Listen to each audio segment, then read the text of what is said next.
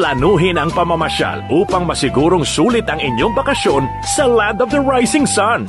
Respetado at mapagkakatiwalaang Filipino tour operator sa Japan. Roy Japan Tour. Roy Japan Tour. Contact WhatsApp and Viber 819023885888.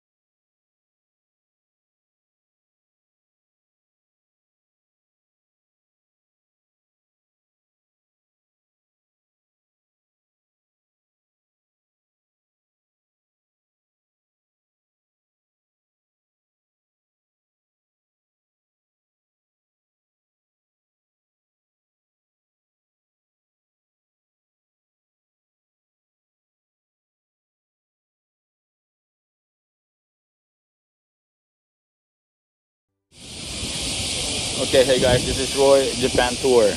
Okay, dito po tayo sa Umeda Sky Building, ha? Medyo retro po ito, luma na rin to, pero walang kakupas-kupas.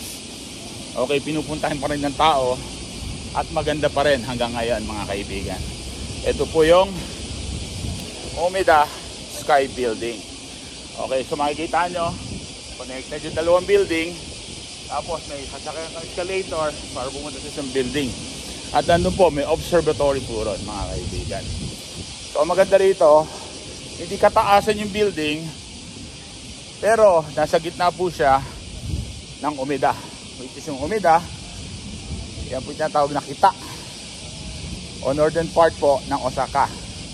Yan po ang Makati ng Osaka, mga kaibigan.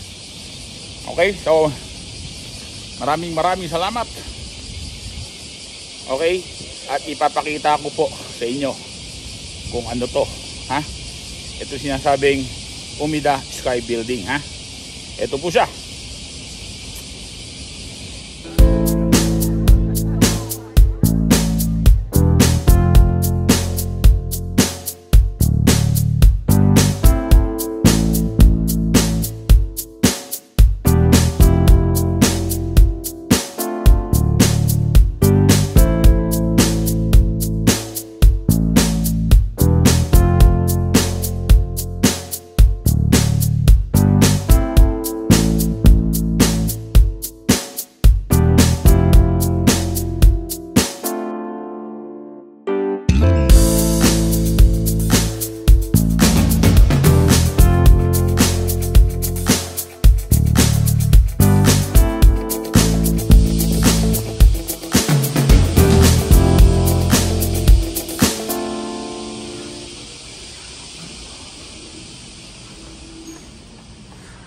Okay, so ito yung mga restaurant dito. Very Japanese, ano?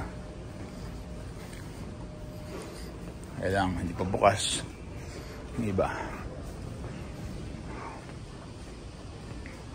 Dito po to sa ibaba ako sa ilalim ng Umeda Sky Building. Makikita niyo po ito, no?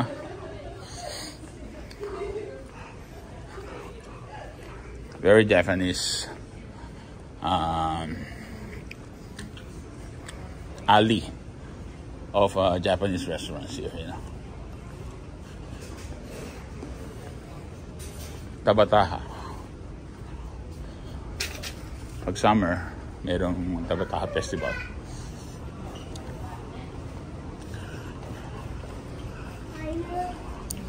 Ayan, no? Tanabata. Hindi pa tatawa na. Tanabata. Oh. Tanabata Festival pala. Tabataha Haribin na sa isip ko eh. Pasensya na ako, ano. Tingnan dito, ha? May version sila dito ng Hachiko. Okay, sa Umeda to, Sky Building sa baba, no? So, pupunta kayo dito. Okay, maganda mag-lunch dito. O kaya dinner. So, ito timing nyo, mga kaibigan. Ano, parang lumang street na Japanese, ano?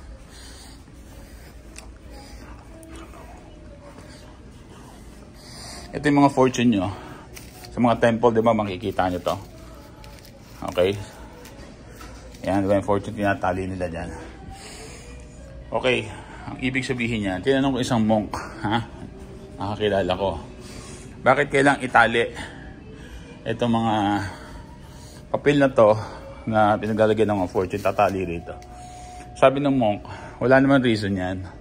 Ang reason talaga niyan, para hindi magkalat sa temple. So kaya tinatali nila doon, mga kaibigan. Yun lang pala yun. Akala ko there's something significant. Kaya dapat itali, ano? Wala naman pala. Anyway. So ito po yan.